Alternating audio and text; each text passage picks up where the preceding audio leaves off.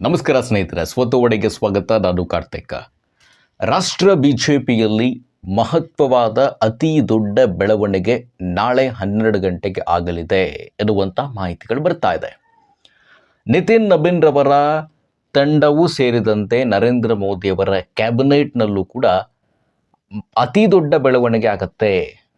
ನಾಳೆ ಮಧ್ಯಾಹ್ನ 12 ಗಂಟೆಯ ನಂತರ ಈ ಪ್ರಕ್ರಿಯೆ ಆರಂಭವಾಗುವ ಸಾಧ್ಯತೆ ಕೂಡ ಇರುತ್ತೆ. ಇಲ್ಲ ಅಂತ ಹೇಳಿದ್ರೆ ಇವತ್ತು ರಾತ್ರಿಯೇ ಆ ಬದಲಾವಣೆ ಪ್ರಕ್ರಿಯೆಗಳು ಆರಂಭವಾದರೆ ಆಶ್ಚರ್ಯ ಪಡಬೇಡಿ. ಬಿ ಜೆ ಪಿಯಲ್ಲಿ ನಿತಿನ್ ನಬೀನ್ ರವರು ಫೆಬ್ರವರಿ ತಿಂಗಳಲ್ಲಿ ನೂತನ ರಾಷ್ಟ್ರಾಧ್ಯಕ್ಷರಾಗಿ ಬಂದ ನಂತರ ಕೆಲವು ಹುದ್ದೆಗಳು ಖಾಲಿ ಇದ್ವು. ಬಿ ಜೆ ಪಿ ಒಂದು ಯಂಗ್ ಟೀಮನ್ನು ಕಟ್ಟಬೇಕು ಅನ್ನುವಂಥ ಗುರಿಯನ್ನು ಹೊಂದಿದೆ. 27, 28 ಸರಣಿ ಎಲೆಕ್ಷನ್ಸ್ಗಳಿದೆ. 29ಕ್ಕೆ ಲೋಕಸಭಾ ಎಲೆಕ್ಷನ್ ಕೂಡ ಇರೋದ್ರಿಂದಾಗಿ ಒಂದು ಹೊಸ ತಂಡದ ಅವಶ್ಯಕತೆ ಇದೆ ಅಂತ ಹೇಳಿ ಎಲ್ಲ ಹುದ್ದೆಗಳಿಗೂ ಅಲ್ಲದಿದ್ದರೂ ಕೂಡ ಒಂದು ಕೆಲವು ಹುದ್ದೆಗಳಿಗೆ ಹೊಸಬರಿಗೆ ಅವಕಾಶ ಕೊಡುವಂಥ ಸಾಧ್ಯತೆ ಇದೆ. ರಾಷ್ಟ್ರ ಬಿ ಜೆ ಪಿದಾಯಿತು. ಇಲ್ಲಿ ಪ್ರಮುಖವಾಗಿ ನರೇಂದ್ರ ಮೋದಿಯವರ ಕ್ಯಾಬಿನೆಟ್ ಯಾರ್ ಇನ್ ಯಾರ್ ಔಟ್, ಇನ್ನು ಯಾರ ಸಚಿವ ಸ್ಥಾನಗಳು ಬದಲಾಗ್ತವೆ, ಹುದ್ದೆಗಳು ಬದಲಾಗ್ತಾ ಹೋಗ್ತವೆ ಅನ್ನೋದ್ರ ಬಗ್ಗೆ ಕೂಡ ಚರ್ಚೆ ಮಾಡೋಣ.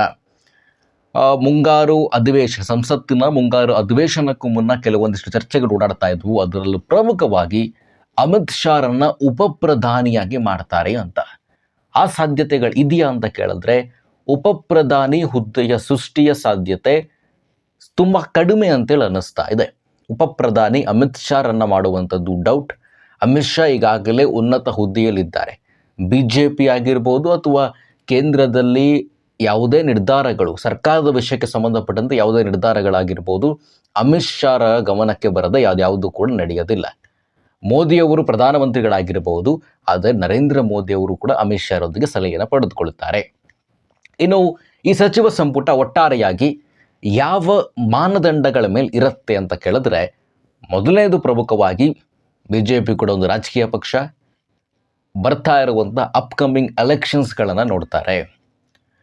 ಈಗ ಗುಜರಾತ್, ಅದಕ್ಕಿಂತ ಮುಂಚೆ ಉತ್ತರ ಪ್ರದೇಶ್, ಪಂಜಾಬ್, ಉತ್ತರಾಖಂಡ ಚುನಾವಣೆ ಇದೆ. 28ರಲ್ಲಿ ನಮಗೆ ಕರ್ನಾಟಕದ ಚುನಾವಣೆಯೂ ಕೂಡ ಇದೆ. ಈ ರಾಜ್ಯಗಳ ಮುಖಗಳಿಗೆ ಮೊದಲ ಆದ್ಯತೆಯನ್ನು ಇಡ್ತಾರೆ, ಹೊಸ ಮುಖಗಳಿಗೆ ಆದ್ಯತೆಯನ್ನು ಕೊಡ್ತಾರೆ. ಜೊತೆಗೆ ಏನು ಜೆನ್ಸಿಯ ಟ್ರೆಂಡ್ ಇದೆಯಲ್ಲ, ಅದಕ್ಕೆ ಸಂಬಂಧಪಟ್ಟಂತೆ ಯುವ ಮುಖಗಳಿಗೆ ಆದ್ಯತೆ ಕೊಡುವ ಸಾಧ್ಯತೆ ಇದೆ. ನಂತರ ಈ ಜಾತಿ ಲೆಕ್ಕಾಚಾರಗಳೇನಿದೆ, ಆ ಜಾತಿ ಆಧಾರಿತ ಲೆಕ್ಕಾಚಾರಗಳು ಕ್ಯಾಬಿನೆಟ್ಗೆ ಬಿಟ್ಕೊಡುವಂಥದ್ದು ತುಂಬ ಕಡಿಮೆ. ಈ ರಾಜ್ಯ ಸಚಿವರು, ಅದು ಅಮಿತ್ ಶಾ ಹ್ಯಾಂಡಲ್ ಮಾಡ್ತಾರೆ ಅನ್ನೋಂಥದ್ದು ನಮಗೆ ಮೊದಲೇ ಗೊತ್ತಿದೆ. ಮೊದಲನೇದಾಗಿ ನಮ್ಮ ಕರ್ನಾಟಕದಿಂದ ತೆಗೆದುಕೊಳ್ಳೋಣ, ಯಾರ್ ಇನ್ ಯಾರ್ ಔಟು ಅಂತ. ಕರ್ನಾಟಕದಲ್ಲಿ ಸಂಪುಟ ದರ್ಜೆಯಲ್ಲಿ ಪ್ರಹ್ಲಾದ್ ಜೋಶಿ ಅವರು ಅದ್ಭುತವಾದಂತಹ ಟ್ರ್ಯಾಕ್ ರೆಕಾರ್ಡನ್ನು ಹೊಂದಿದ್ದಾರೆ. ಯಾವುದೇ ರೀತಿಯಾದಂತಹ ತಪ್ಪುಗಳಿಲ್ಲದೆ, ಯಾವುದೇ ಹಗರಣಗಳಿಲ್ಲದೆ ತಮ್ಮ ಖಾತೆಗಳನ್ನು ಮುಂದುವರಿಸ್ತಾ ಇದ್ದಾರೆ. ಅದಕ್ಕೆ ಉದಾಹರಣೆಯಾಗಿ ಅವರಿಗೆ ಶಿಕ್ಷಣ ಖಾತೆಯನ್ನು ಹೆಚ್ಚುವರಿಯಾಗಿ ಕೊಡಲಾಯಿತು. ಅವರು ಯಾವುದೇ ಕಾರಣಕ್ಕೂ ಬದಲಾಗುವ ಸಾಧ್ಯತೆ ಇಲ್ಲ. ನಮ್ಮ ಕುಮಾರಸ್ವಾಮಿಯವರ ವಿಚಾರವನ್ನು ತೆಗೆದುಕೊಳ್ಳೋದೇ ಆದರೆ, ಮೋದಿ, ಅಮಿತ್ ಶಾ ಅವರು ಕುಮಾರಸ್ವಾಮಿಯನ್ನು ಕೈ ಬಿಡುವಂಥ ನಿರ್ಧಾರವನ್ನು ತೆಗೆದುಕೊಂಡಿರೋ ಸಾಧ್ಯತೆ ಇರಲ್ಲ. ಕುಮಾರಸ್ವಾಮಿಯವರು ಏನಾದರೂ ಕೂಡ, ನನಗೆ ರಾಜ್ಯ ರಾಜಕಾರಣದ ಮೇಲೆ ಅತಿ ಹೆಚ್ಚು ಆಸಕ್ತಿ ಇದೆ. ಯಾಕಂತ ಹೇಳಿದ್ರೆ 29ಕ್ಕೆ ಚುನಾವಣೆ ಬರ್ತಾ ಇದೆ. ಇಲ್ಲಿ ಬಿ ಜೆ ಪಿಯ ಪ್ರೆಸೆನ್ಸ್ ಕಡಿಮೆ ಕಾಣಿಸ್ತಾ ಇದೆ, ಫೋರ್ಸು ಕೂಡ ಇಲ್ಲ. ಜೆ ಡಿ ಎಸ್ಸೇ ಎಲ್ಲ ಮುನ್ನಡೆಸ್ಕೊಂಡು ಹೋಗಬೇಕು ಅನ್ನುವ ರೀತಿಯಲ್ಲಿ ನಾನು ರಾಜ್ಯ ರಾಜಕಾರಣಕ್ಕೆ ಹೋಗ್ತೇನೆ, ಸಚಿವ ಸ್ಥಾನಕ್ಕೆ ರಾಜೀನಾಮೆ ಕೊಡ್ತೇನೆ ಅಂತ ಹೇಳಿದ್ರೆ ಆ ಸ್ಥಾನ ಕೂಡ ತೆರವಾಗುತ್ತೆ. ಇನ್ನು ವಿ ಸೋಮಣ್ಣ ಹಾಗೂ ಶೋಭಾ ಕರಂದ್ಲಾಜೆ ಅವರಿಗೆ ಬಹುತೇಕವಾಗಿ ಕೈ ತಪ್ಪುವಂಥ ಸಾಧ್ಯತೆ ಇದೆ. ಇಬ್ಬರಿಗೂ ಕೂಡ ಕೈ ತಪ್ಪಿದ್ರೂ ಆಶ್ಚರ್ಯ ಪಡುವಂತಿಲ್ಲ. ಇಬ್ಬರಲ್ಲಿ ಒಬ್ಬರ ಸ್ಥಾನವಂತೂ ಕೈ ತಪ್ಪತ್ತೆ.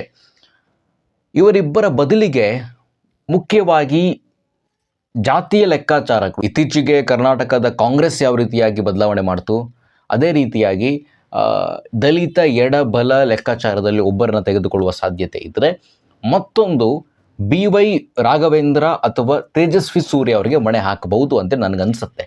ಬಿ ವೈ ರಾಘವೇಂದ್ರ ಅವ್ರನ್ನ ಮಣೆ ಹಾಕಬೇಕು ಅಂತ ಹೇಳಿದ್ರೆ ವಿಜೇಂದ್ರ ಅವರನ್ನು ಕೆಳಗಿಳಿಸುವ ನಿರ್ಧಾರವನ್ನು ತೆಗೆದುಕೊಂಡಿರಬೇಕು.